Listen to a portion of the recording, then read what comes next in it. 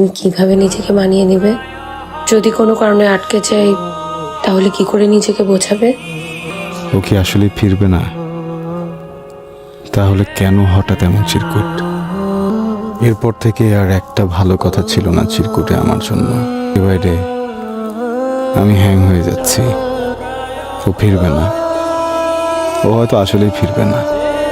চিরকুটে যা লেখা ছিল তা আর শেয়ার করার মতো ছিল না। শুধু কষ্ট আর কষ্ট, আর না ফেরার ইঙ্গিত। বাকি আছে আর একটা চিরকুট। আমি ঠিকই দেখতে চাই। আমি জানি ওই চিরকুটে কি লেখা থাকবে। I am sorry. তুমি তোমার জীবনকে নিজের মতো করে গুছিয়ে নিও, আর আমাকে ক্ষমা করে দিও। ভুল বুঝো না আমায়। আমি পরিস্থিতির শিকার। তুমি আরো অনেক ভালো মেয়ে পাবে। আমাকে এখানে থেকে ক্যারিয়ার করতে হবে, আর আমি এখানেই সারা জীবন আকাশের দিকে তাকিয়ে থাকবো।